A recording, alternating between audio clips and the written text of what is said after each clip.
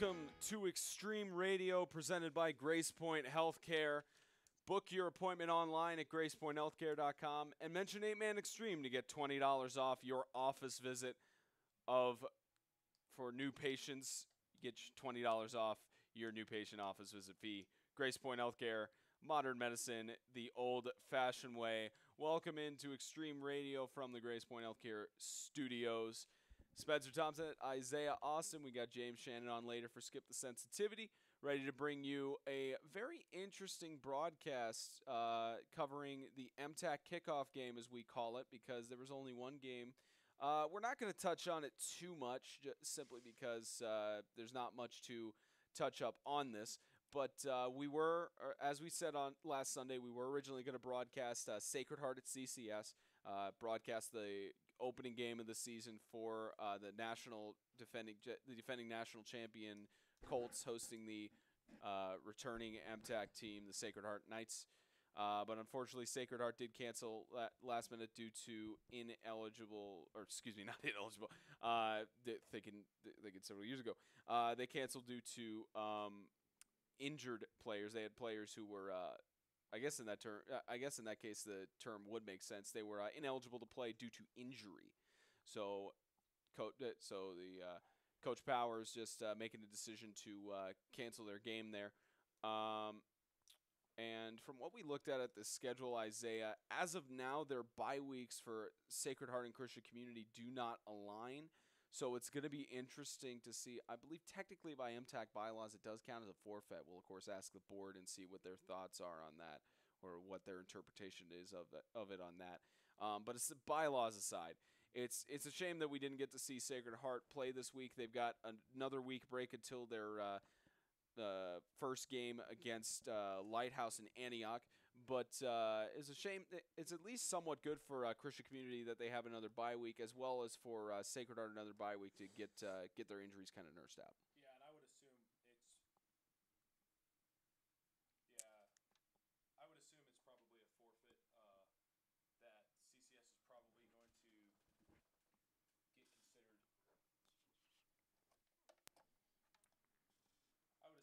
I would assume it's a forfeit.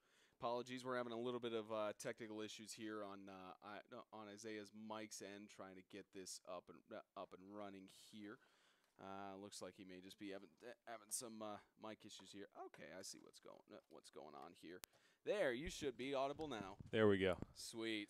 Yeah, I just had one connection short. But anyways, as we were saying, for Sacred Heart and CCS, your thoughts? Yeah, I would assume that it's going to be called a forfeit. I don't think it's fair if it's not for CCS. This shouldn't impact their road to the playoffs at all. I do hope that they can reschedule this game because it would be exciting, the national invitational or whatever you call it, playing a team that it's their first year back in the league and just seeing what Sacred Heart was capable of. But it's good that Sacred Heart has another bye week that can get their team ready because they're really banged up and got a first game against Lighthouse and gonna get on the ground moving. 5 games in 6 weeks after that. So yeah, they've got a tough schedule. You're right. 5 games in 6 weeks is going to be crazy. It's crazy for them. It's going to be crazy for Sacred Heart going forward. Even for Christian Community, they got 6 games in 7 weeks before they have a bye on the edge of each of those games. So it's going to be crazy for the Colts. Just crazy all around for 8-man football for MTAC. So It's going to be really interesting to see how they perform. But of course, we do have to talk about the MTAC opener that we broadcast. The Franklin Christian Academy Falcons fell 78-50 to the Bowling Green Warriors.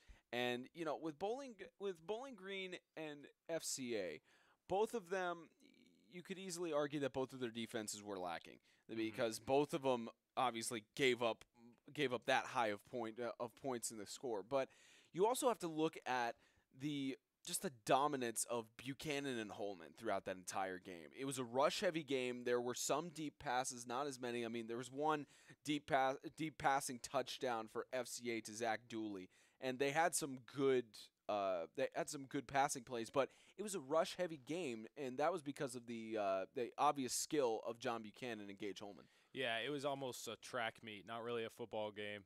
It seemed like the defenses were completely just not there. They didn't show up at all on Friday night, and especially FCA's defense down the stretch. I felt like the defensive ends were sucking in along with the linebackers every play and leaving the outside completely open to the fastest player on the field. That can't happen. And for FCA to be able to improve this year, they're really going to need to get down the technique of containing the outside and not letting the running back out. Both teams were responsible for doing that on Friday night.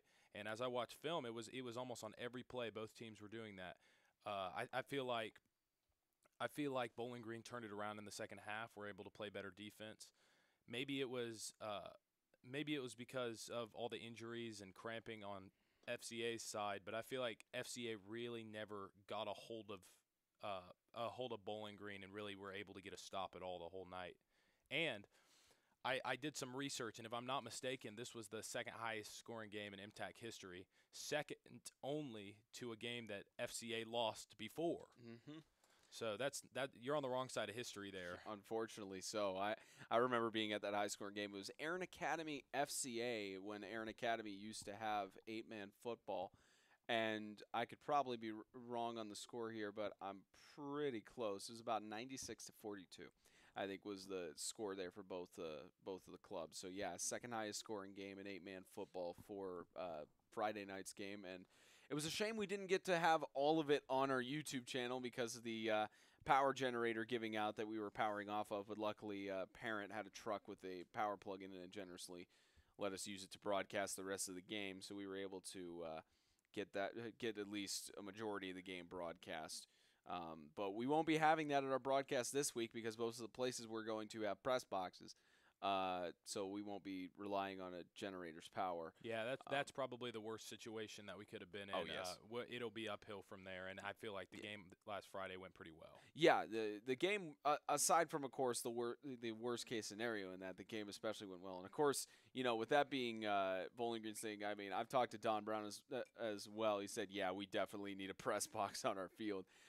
So they'll eventually get that, I'm sure. Or, who knows, they may build their own field instead of renting from WKU. I mean, it's a nice field. Nothing wrong with it aside from missing a press box, but they don't have any need for a press box since it's an intramural field. So they have not much need for it. But who knows?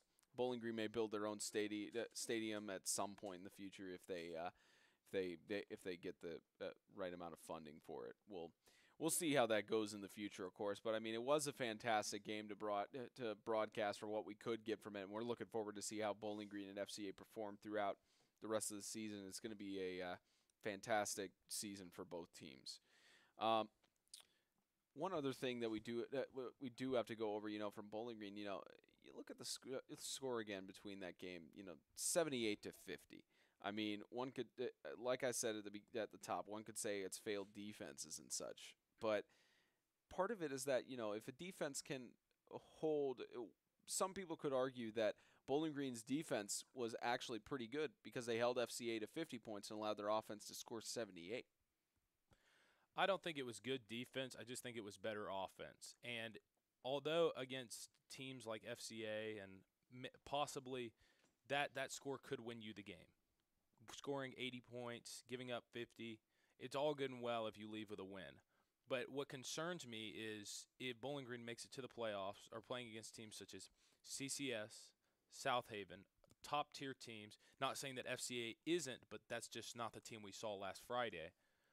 I think they're going to have a ton of trouble on their hands when they're going to be playing against good defenses and having trouble scoring the ball and just cannot get a stop the whole game. That's not going to cut it. You can't rely on a team to trade touchdowns until the fourth quarter and then slip ahead. That's not going to work for all the weeks and into the playoffs. They got to get that figured out. Yeah, they absolutely do need to get it figured out, and we'll again, like I said, we'll see how both teams perform. I think they're both going to make decent runs for the playoffs going into the rest of the season because they certainly showed it with their teams being led by Buchanan and Holman. All-stars from last year, maybe all-stars this year. So now, ladies and gentlemen, as always, it is a distinct pleasure to have guests on our show. It's always great for us to get insight from around the league and get different coaches, different players, different members of the league to get their insights and such. And today we have on the show the newest 8-man football coach. I'm not sure about his experience prior in 8-man, but he's had plenty of experience in 11-man. The head coach for Lancaster Christian Academy, Jason Bragg. Now, Coach, I know that out in Smyrna it's pretty decent weather and such, but how's things been going so far with the team?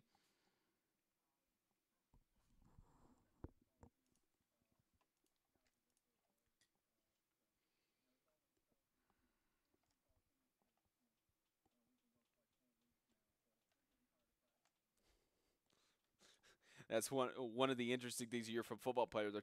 They're tired of practice, but never tired of games, even though it should be preparing them for the same game time situation, of course. But let me ask you, I don't know how your experience is with 8-man football. I know you've coached at Lancaster a good amount. But describe for you as a coach and for your players who have been an 11-man for so long, how that transition to 8-man football has gone.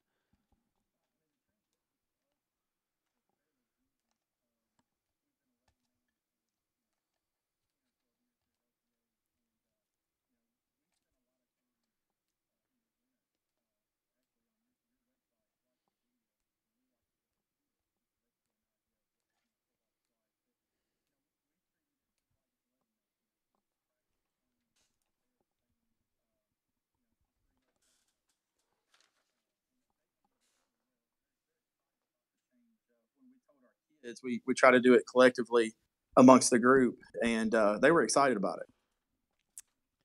Yeah, that's fantastic. That it's always good to know that we have people watching our games for sure. Yeah, for That's sure. that's a good sign for us. Now let me ask you this: you guys participated in the CCS Jamboree recently, and almost all of the schools around the conference were in that since Lancaster dropped since Lancaster, or sorry, not Lancaster, Lighthouse decided not to do a Jamboree this year. So everybody went up to CCS over the last 2 days. Tell me what impressions you got from your players in the Jamboree, as well as your players. Just the impressions you got from your players in the Jamboree, as well as the teams you played. I mean, the impressions that we got was that it's a fast game. We try to simulate that in practice, but it's really tough. Our kids, one of the things our kids said when we got back home was just how fast the game was and how quick things move. And we've been involved in 7-on-7 stuff and in the past. And I had one or two kids that mentioned that. It felt like we were playing 7-on-7, but it was full contact. So it's definitely a fast game. One of the things that we took away as a staff, because we came up Friday obviously and played, and then Saturday I came up and watched it and took a lot of notes and stuff. But one of the things that my staff is really said is how well coached everybody is and the schemes. Not everybody's schemes seem to work. So it's different 8-man to 11-man as far as how your schemes go and how you prepare. But we're excited about it. We like this game. It fits our style of play. It fits our kids that we have in our school. Yeah, you're right. Definitely right about there are different schemes that are with 8-man football as compared to 11-man football. Different strategies and different ways to go about getting in the end zone. So with the Jamboree as well as with practice coming up, you got your first game coming up, and you got to start thinking, which specific players do I know in, say, like a 4th and 25 situation, one touchdown away from winning the game. You have to think about, which players can perform best in clutch moments. From what you've seen, not just from the Jamboree, but from your practices, which player or players do you think are going to give you clutch performances this season? I mean, I think we've got a few. Matthew Bowden is a senior, plays tailback for us and plays a little bit of linebacker, but he's a home run kid. He's a kid that we feel like at times that we can give him the football and he can go the distance. We've got a couple wide receivers, Jacob Gurley and J.D. Gray. They're guys that run great routes and can, as long as my quarterback can get them the football, we feel like they can hit a home run for us too. Yeah, you mentioned hitting a home run. I mean, I know that you guys are big on baseball as well with Lancaster. So good to mix both of the sports in Yeah. there. Now let me ask you this. You've obviously got your first opening game against the Tennessee Heat on Thursday. First 8-man football game. It's going to be interesting to see how you guys perform against Tennessee Heat, who's played 8-man football in their entire program's career. So what message are you giving to your guys at Lancaster for your opening game?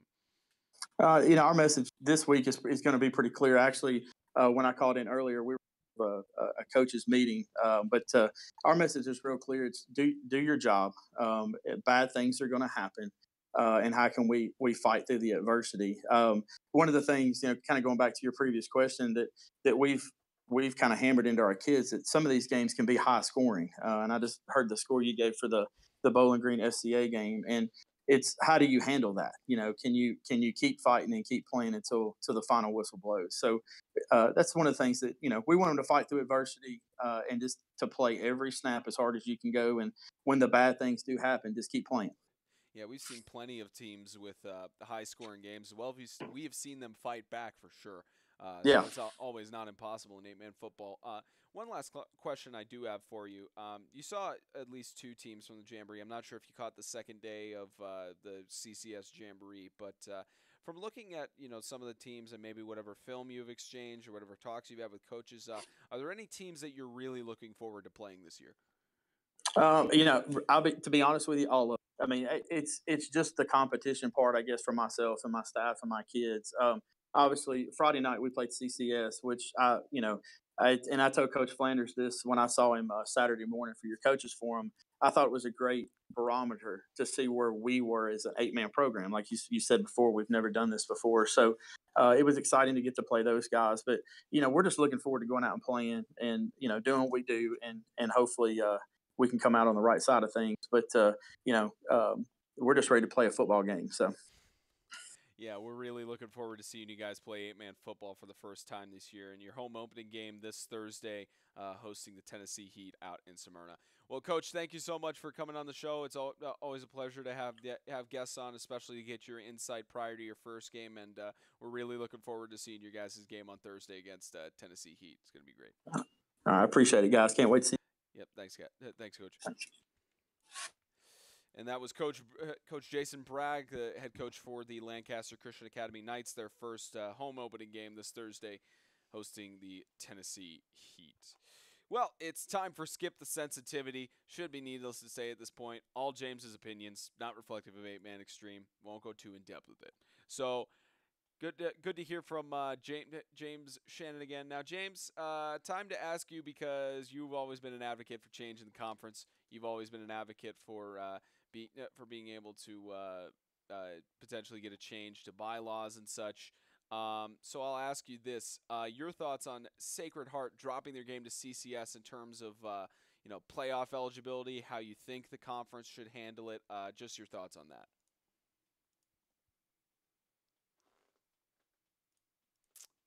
Looks like James is having a little bit of technical issues on his end, not picking up anything from him. So we'll get his. We'll see if we can get his audio and such up and running in just a little bit. At least until he gets up, we'll call a little bit of an audible here. I'll ask you this question. Isaiah. I'll kind of direct the same question to you. Now, obviously, Sacred Heart and Christian Community, they had to drop their game, which we were going to be at, but they dropped their game there. Now, according to the bylaws, probably should pull those up on Google here. I'll pull them up while you're answering this question. But for Sacred Heart having to drop their game, it's going to be interesting because we looked at the schedules on the Elmwood schedule. They're not aligned. They don't have a bye week where they can pick up that game and reschedule, unless the only feasible thing I could see is pushing out their Freedom Cowboys game to a different week or rearranging it to get that Sacred Heart game back up and running. But it's going to be interesting to really see how this potentially seeds out for playoff eligibility. Yeah, and I hope for their sake that that they don't have another season where they're not eligible for the playoffs. I definitely think that Freedom Cowboys game is definitely going to need to be moved in this situation. This game needs to get in for Sacred Heart's sake. They as a team, it's really disheartening if they went one more season without playoffs, because they've earned their right to be back in the league. They've served their time out of the league, got a new coach, and are headed in a completely different direction, trying to get away from all the controversy in the past and headed in the right direction and trying to make a name for their school again. It's really disheartening if it turns out that they're not able to make the playoffs, and I really hope for their sake that they can find a good way to do this, even if they have to get CCS to cancel the Cowboys game or whatever needs to be done. Yeah. Well, to clarify, the last time that I don't think CCS. I'm trying to look at the bylaws here. Would CCS be eligible? That's the question. I'm looking at the. Let's see. According to the MTAC bylaws, there's Article 4 player eligibility and Section 6 postseason play. All players are required to have played or have been eligible for play in 1/4 of regular season conference games. Received 2 rosters, 1/4. Trying to see if there's any. That's player eligibility. I'm trying to see if there's. Regulated sports. Let me look again and see if they have any specific slots here. Again, James Shannon, we're waiting on him to get his audio equipment up and running so that he can give us his portion for Skip the Sensitivity. Let me see if they have anything in the bylaws here. I know they have Article 5. They have tournaments. Let me see here. This would be a good time to have one of the MTAC board members on here to give their words and word and such on here. Let's see. There's participation, let me check Article 2, and then I'll check Article 5. Let's see, membership. Upon entering the league, probationary membership. Now James texts me that he's ready. I thought he was already tuned in. Okay, James. As I asked you a few minutes ago, I didn't know you had stepped away. But as I asked you a few minutes ago, I want to get your thoughts on Sacred Heart dropping their first game, because I'm trying to look through the MTAC bylaws here about postseason eligibility, and I'm not finding any answers. I just need to look at one of the things here. But you've always been an advocate for change in the conference, change the bylaws, and change different things. So your thoughts on Sacred Heart dropping their game to CCS in terms of postseason eligibility? Well, it happens, and I hated to see it happen. I hated to hear about it. In terms of what would happen, I know that currently they're working on trying to get the game rescheduled. I know you mentioned a couple of good options, possibly bumping the Freedom Cowboys, which is a non-conference game that I know CCS plays them, but that would be an option. So I know they're working on some possibilities to try to get it rescheduled. Like you said, their bye weeks do not match up. If they cannot get it rescheduled, then I believe it would count as a forfeit for Sacred Heart.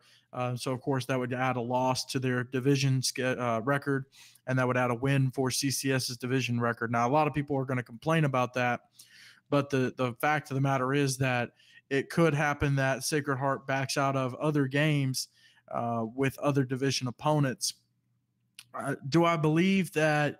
Do I believe the circumstances? I do. I think that, Sacred Heart got a little banged up and just decided that driving the 2.5 to 3 hours up to White House to take on a Colts team who looked really strong in the Jamboree just was not worth taking the chance on more injuries, and then also taking a chance on almost, I don't want to say demoralizing your guys, but it's kind of disheartening to kind of, you have a good game in the Jamboree and then you get whooped by one team, and then you turn around the next week and drive 3 hours and get, potentially whooped by another team. It's going to make it to where guys don't want to stick around. So in this they're kind of in a gentle stage right now. So they have to be careful with how they're, the message they're getting across to the guys and how they're treating the guys in terms of being on the team. So, I don't like it, but I do see where they're coming from. I don't side with them at all. But I do try to make it a point to see all sides. Now, it's very frustrating for CCS losing a home game, losing the potential, not just the revenue, but just the guys losing the experience of having a game under their belt. It's very frustrating. So I know that they're trying to get it rescheduled, and if they're not able to, then the small consolation prize is that it does count as a win. But yeah, I hated to see them cancel that game, but I'm also glad that we were able to go up to Bowling Green and see a really good game. Now, one thing, just to ask one more sub question on that topic. I finally found in the MTAC bylaws under Article 12 schedule requirements, the Section 1 MTAC competition. It says that teams are required to play all other member schools once or twice assigned by the league prior to the season. Will denote which scheduled games will count towards each team's conference record. It looks like that specific bylaw has not been updated because it's an in-division game. Let me see here. Yeah, so the league, they haven't updated it, but the actual rule is that you're supposed to play each team in your division once. In terms of tournament eligibility, it says any team unable to fulfill Article 12, Section 1, Section 1A, will be declared ineligible for the postseason tournament. So yeah, that's the rule. I'm sure that it's not going to be punished on the schools for that. I'm sure there's not going to be extreme punishment because it was a forfeiture by one school.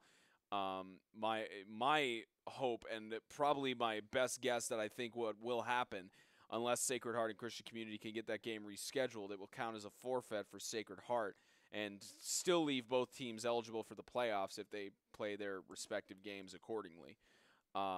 But at least according to that rule interpretation, it looks like in its current stance prior to the board amending anything, it would make Sacred Heart and CCS ineligible for the playoffs, potentially.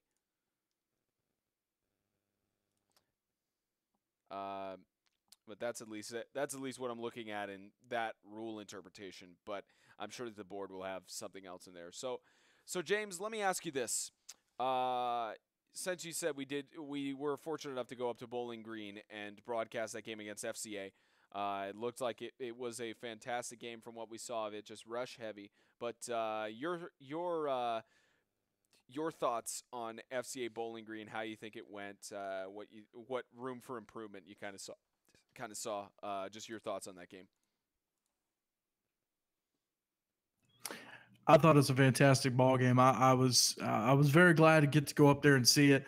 Obviously, a guy that I was disappointed that didn't get to play, John Stock. He had to sit out of the game, and I was looking forward to seeing him on the defensive and offensive side of the ball, really. But I mean, it in terms of firepower, it lived up to the billing and the hype. John Buchanan was there, like you guys have mentioned. I was really impressed with Daniel Holcomb, as well as their backup, Sonny Reed, who's also a senior. I was really, really impressed with him. And then on the Bowling Green side, I mean, I thought Tanner Brown was solid. Riley Davis is a good he's a good contributor on both sides of the ball. Of course, Gage Holman was dominant. And I said it after the Jamboree, if he can get the corner, if he can get the edge, he's gone. And that happened several times on Friday night. But I'll tell you, somebody who I was really impressed with was a guy named Cameron B. And he had a couple sacks Friday night and just made some defensive plays. And he's a good sized dude. I was very, very impressed with him, and I thought he really, really showed up Friday night.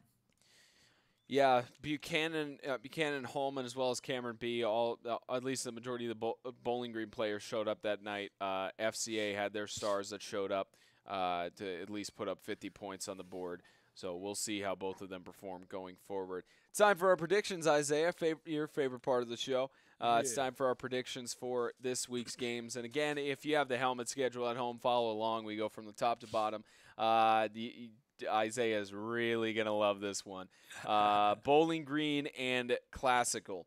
So you have been looking a little bit at Classical's practices. You've been watching their film and such, and you're thinking that they're going to be a lot better than they were last year, at least improving a good amount. I wouldn't say that. I'd say picking up where they left off is what I'd say.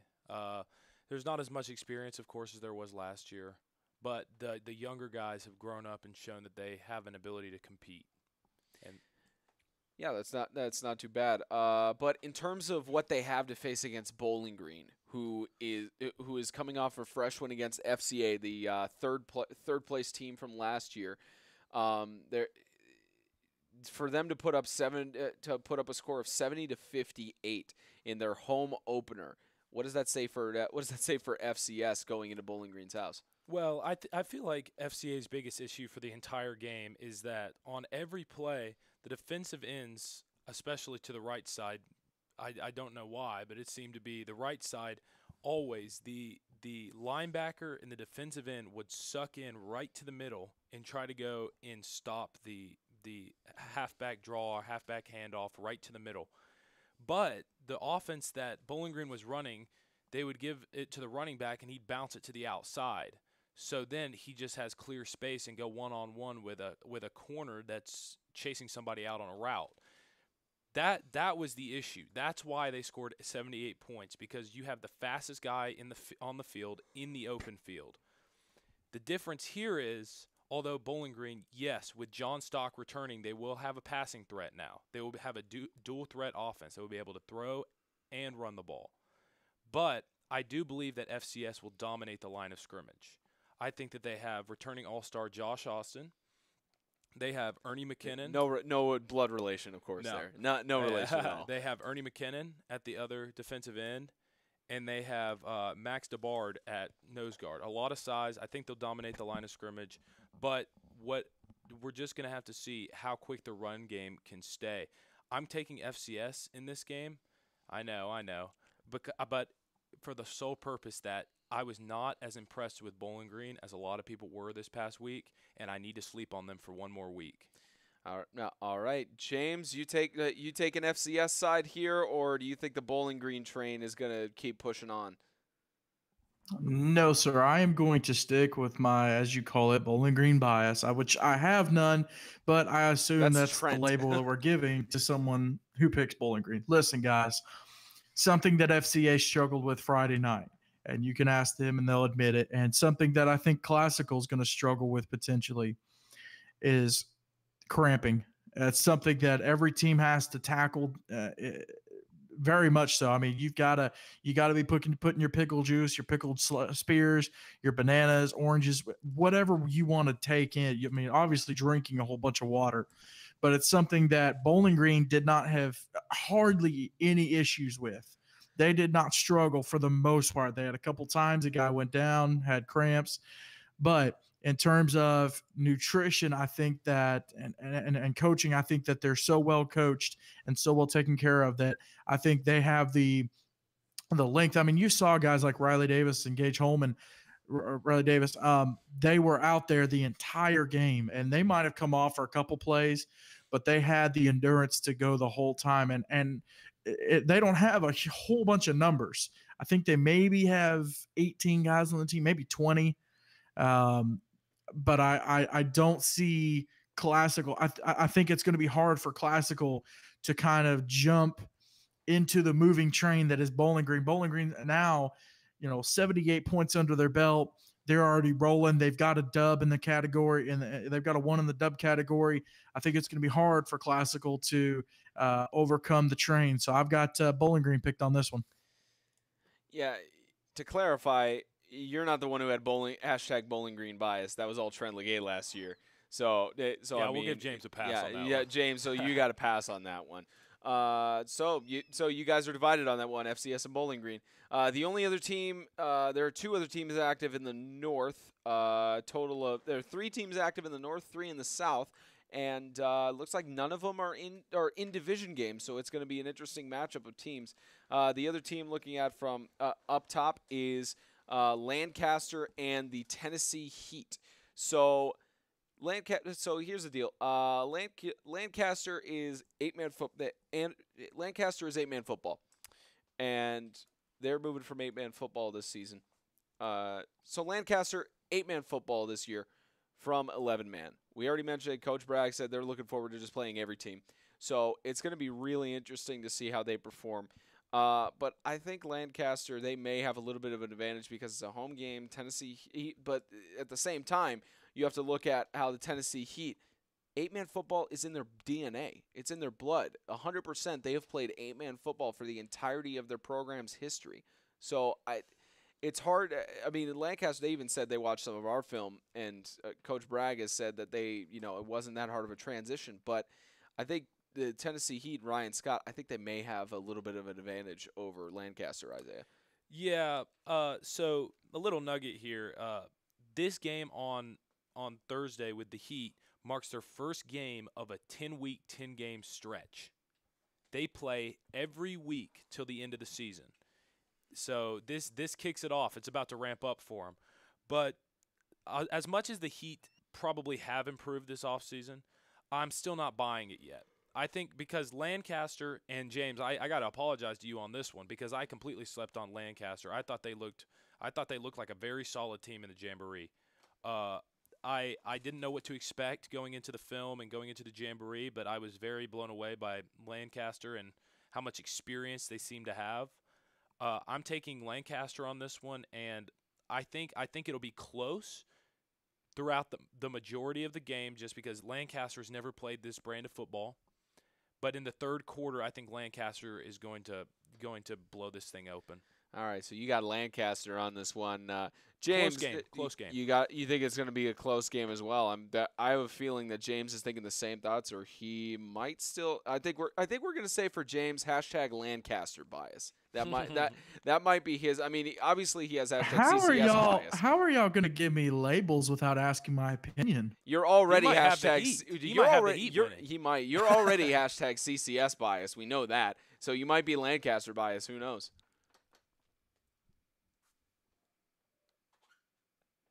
So, as I said, you are #CCS bias. Are you #Lancaster bias? Well, it looks like James's microphone is out again. That's fantastic. There, I see something. There we go. Awesome. Yeah. So your #CCS bias. I'm pulling a Wes McCauley on you. Yep. So your #CCS bias. Are you #Lancaster bias?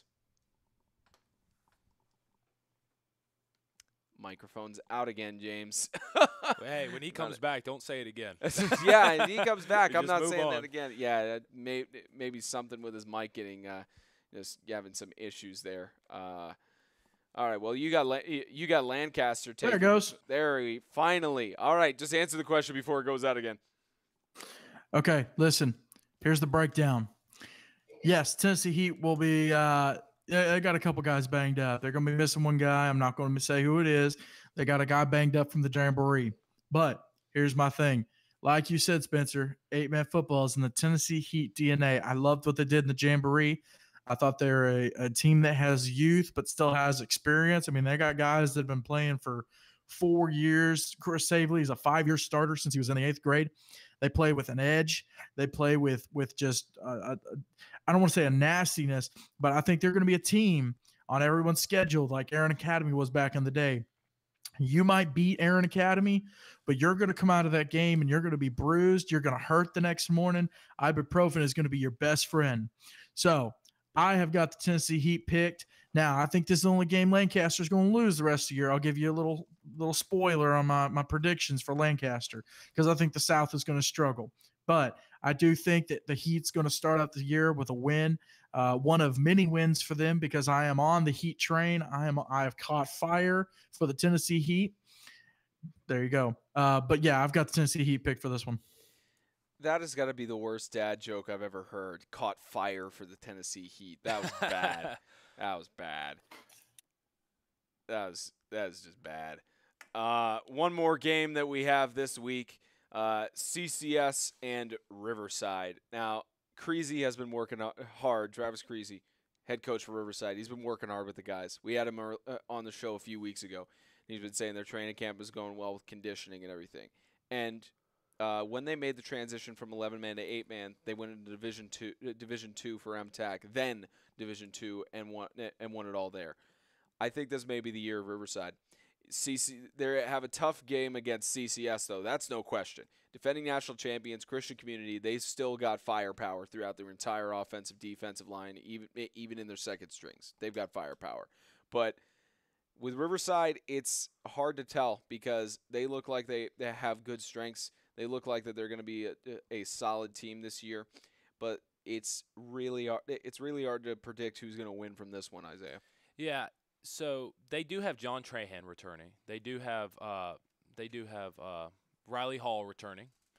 They have some guys, but CCS has the 2018 MVP, in my opinion, Nathaniel Rowley. I think this is going to be his breakout season. He showed flashes last year, but when you have Isaiah Webb, what's the point in throwing the ball or giving it to the quarterback every play? You give it to Isaiah Webb, and he makes plays. This year, they don't have the convenience of having Isaiah Webb. So I think Nathaniel Rowley is really going to show out this season. You know, their roster is incredible from top to bottom again this year. I think we're looking at one of the most lopsided wins of the year. You're thinking one of the most 100%. lopsided for Christian Community? If Christian Community brings out the team that they came out in the Jamboree, and as James says, this is true, when you host the Jamboree, you do want to go out there and kind of show your whole deck and just win but the amount of offensive firepower that they had against South Haven's defense really makes me think that we're going to see him in the playoffs, maybe even the championship again this year. I honestly do agree with you on that. Just by seeing their firepower, seeing how little of seniors that they've had graduate, I think that CCS is another playoff bound team this year. It honestly, it could go either way. We just don't know. But I think CCS is potentially playoff bound. So you got CCS winning this game. I honestly don't know if I should ask James this question because of hashtag CCS bias, but I got to hear. If James says RCA, I'm out. Yeah, if he says boys. Okay, so CCS did lose some seniors. Okay, they lost some dudes last year. The difference is they can reload. They've got dudes that have come up through the JV system, just like Riverside, and they can reload. Now, I thought this was going to be a little bit closer game. Riverside's quarterback is out for the year. To my understanding, to my knowledge, he's got a collarbone, broke his collarbone again. So, to my knowledge, I thought it was going to be a closer game. I do think that Riverside's going to put up a fight because Riverside, no matter how much they're losing, they're going to fight. They're still going to smack you. They're going to smack you upside the head, and they're going to bang hats and knock helmets or however else you want to label it. I think John Trahan is one of the premier running backs in this league. He is one of the best. Riley Hall is one of the best serviceable players. He will play any position. Last year, he was a running back, fullback, quarterback. I wouldn't doubt he played some line as well as playing a ton of other positions on defense. They've got a kid named Crutcher Ezel, and he is a stud in the making. They're going to have a little bit of a rotation at quarterback, but I don't think it's going to be enough. Now, if this game was in Riverside, I might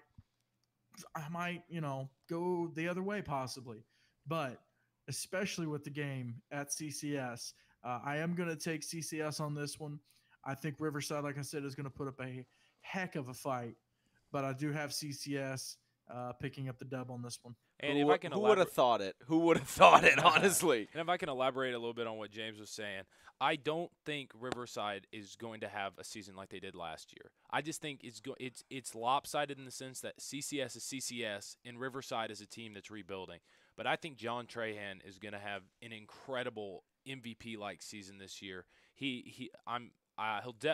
my opinion, he'll definitely make the All-Star team. The stats that he put up last year are unheard of, and he carried that team to a lot of close games and some wins, and he's an exciting player to watch. He definitely fills up the stat sheet. Yep. And one important thing that neither of you guys have mentioned is how stacked the coaching staff is now for Christian Community. They still have Jordan Flanders at the helm, who hasn't won a championship yet, but has led them to several. In his first season as head coach, he led them to the championship game against FCA. Last season, he led them to the championship game against South Haven, and he's led them to several close playoff games in between. So they still have Flanders at the helm, who's a fantastic coach. They've got Daniel Meek, who was the head coach for Hendersonville. I believe he's that offensive coordinator now. Either that or he's on one of the. No, he's a position coach. He's a position coach. So they have Daniel Meek, and they have Benjamin Pugh, the offensive coordinator for FCA, on coaching staff now. I believe he transitioned to the offensive coordinator position for that, or Flanders kept it. Who knows? But Pugh's on coach staff. Their coach, obviously, the coaching staff isn't 100% what makes the team. By far, it's the players and how they put in the effort. But when you have an all-star coaching staff like that, at least one of them being an all-star head coach, two of them multiple playoff appearances for their teams. Pugh has been around since that FCA championship season and has helped lead their offense to great success. Think about it. CCS may just be the unstoppable team that they were last year, except getting stopped in the championship. But they may be the unstoppable team that's already playoff bound as we know it. We'll figure out Friday night, of course.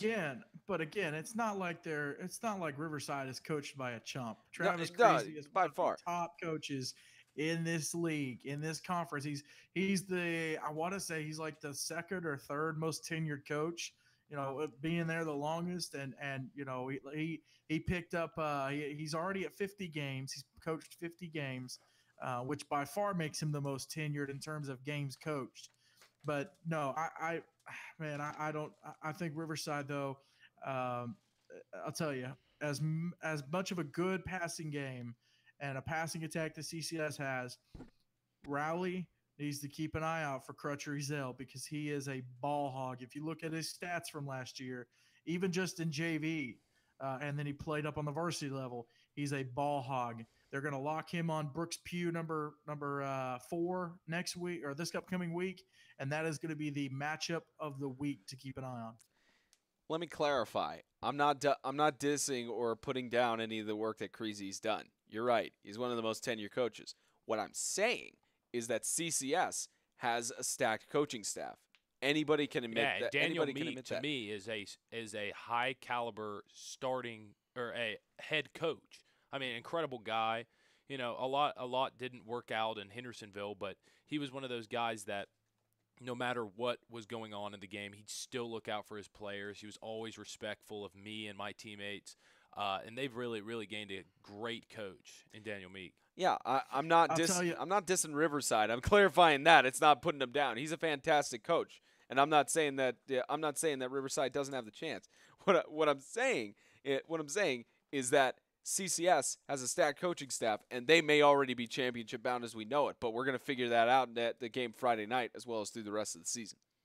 I'll tell you the one thing that's going to keep John Trahan and Riverside from running the football at least up the middle is a guy by the name of Zach Head. First year out there playing ball. He's a junior, but something I noticed during the Jamboree, no one could run the football up the middle. And if they tried to bounce to the outside, I know on one side you've got Avery Harper, who's a senior. So I think between those two, you've got Jackson Daughter at linebacker. They've got some dudes out there who are going to shut down a running attack if Riverside doesn't get started early. And they might have to try to develop a passing attack to kind of open up the defense a little bit and give them a little space and soften up the defense a little bit in order to be able to get that running game going. If they can get the running game going, they'll be all right. One thing I do want to point out, our sound guy here wrote this down for us, and thank you for actually bringing up this point. It completely slipped mine and Isaiah's mind. I'm surprised it slipped your mind, Isaiah, but it is a big deal with coaches being changed and switched around. Look at Franklin Classical. It was Tom Coughlin who led the team fairly well for FCS, and then for Seth Witherington to come back in. Now, Seth Witherington has done 8-man football before, and he's done it for several years. Took Seth a break. Hold on, James. Hold on, man. He is the daddy Yeah. of MTAC. I mean, that is one way to put it, but you're right, because Coach Witherington to go from FCS's losing team and to turn it around last year, and for them to have such a winning team. I mean, that coaching does make a difference. Well, I would agree with that. That coaching definitely does make a difference, but I don't think our situation is probably a good example because Cole Warren was down, I was down, Jax Nicholson was down, several more injuries. We almost got to a point where we weren't able to field a team because of how many players were hurt. Jax Nicholson wasn't even there last year. That's true, but Jaden Frazier took his place at middle linebacker. Mm-hmm. Yeah, it's in your case, you had injuries and such, but I do agree exactly with what you're saying. Yeah, because still coaches do make changes. And thanks to our sound guy for that one, man. We might need to get you mic'd up more often so you could get your points whenever we're needing some stuff there. Okay, we're gonna wrap up here, but it's time to announce our broadcast for this week, and actually it's two. We're broadcasting 2 games. So let me preface. Doubleheader. Let me preface this. We were at the scheduling meeting back in February when the football teams were starting to decide. I think it's going to be the last scheduling meeting ever for MTAC because the conference, I believe, as of next year, will be taking over the schedules. So it was the last scheduling meeting ever, at least for now. And when we were there, we saw Lancaster. So you guys already know. You probably already know where we're broadcasting, but I'll still preface it. The athletic director for Lancaster was present. And we were asking, what brings you here and such. And he said, we're moving to 8-man football for the first time. And so the team started scheduling. They started getting everything together. And we asked him, I said, hey, Coach Bragg, if you can get your home opener to a Thursday night game, we will guarantee you we will broadcast it, home opener 8-man football, so that we can cover you guys. He said, just give me 1 second. Walks over to Ryan Scott of the Tennessee Heat, mumbles a few words, comes back to me and said, yep, Thursday night game, we got it. So that's kind of a testimony to how coaches make it possible for us to do what we do. But yes, if you didn't already get it by that story, we will be in Lancaster on Thursday for the Knights, their 8-man football debut, hosting the Tennessee Heat. Isaiah and I are going to be on call for that one. It's going to be fantastic to see. Night. Oh, yeah, that'll be fantastic. And then Friday's game, hopefully it will be one of those games where one team doesn't cancel. I'm sure it won't be, but if one game gets canceled that we're scheduled to broadcast, then we'll go to the other one. So we are broadcasting the defending national champion Christian Community Colts, their season opener against hosting the Riverside Knights, who look to try and make it to the Division I MTAC playoffs for the first time in their history, although Division II doesn't exist anymore. Riverside on that campaign this year. So that's our broadcast schedule. Lancaster, Tennessee Heat on Thursday, Riverside and Christian Community on Friday night. So we're looking forward to broadcasting both of those games. Both of them are going to be fantastic. We cannot wait. Yes, Can I add something? Isaiah's got something first, boy. Yeah, go ahead. All right, make sure y'all come out. It's at Smyrna Middle School. I know he said in Lancaster. Smyrna Middle School is where Lancaster plays their home games. Make sure y'all come out. I know a bunch of y'all are going to be getting ready for games on Friday night, but if you don't have a game or you're not busy, make the drive out there. Let's support Lancaster. Let's give them a warm welcome to the conference. I know they'll appreciate it. I know the parents will appreciate it. Let's give a good first impression. Either a warm welcome in person or, of course, watch our broadcast and tune in to see what they've got. Either way is good for us. You had something, Isaiah? So we hit a milestone on Friday. Yes, we did. We did. So our YouTube channel started a little over a year ago. We started posting on it. And this Friday, we hit 100,000 minutes watched on our YouTube channel. From all the broadcasts and everything. That's fantastic. So thank you guys for going back and viewing our broadcast from last weekend and for this broadcast of Bowling Green. Even though we didn't have the majority of the video up because of that generator going out, you still managed to get us over 100,000 minutes watched. Let's keep the minutes watched going up. Thank y'all so much. Yes, thank you. Let's get the subscriber count going up as well. Just a reminder that Extreme Radio is presented by GracePointe Healthcare. Go to GracePointeHealthcare.com. Request your appointment online. Mention you're from 8-Man Extreme and get $20 off your new patient office visit fee. GracePointe Healthcare, modern medicine the old-fashioned way. You heard it here first. Tennessee Heat at Lancaster Thursday and Riverside at CCS this Friday. We'll be live for both games, and I'm pretty sure the power won't go out on us. No, so I'm pretty sure especially not at CCS. Yep, both of the broadcast booths. Yeah, they just rebuilt their press box at CCS. It's fantastic. We went there after the coaches forum in anticipation of broadcasting from there Friday night, and we were excited and ready to call a game from there, and we're even more excited to call it for this Friday. And I'm sure Lancaster at Smyrna Middle School, they even have a fantastic broadcasting booth there. So we're ready for both games. On behalf of Isaiah Austin, James Shannon, our tech guy, Wayne Weathers, we appreciate you all tuning in to this week's Extreme Radio. We'll see you on Thursday for Tennessee Heat at Lancaster, and get ready for your eardrums to be blown because James is going to give his traditional sign-off. See ya!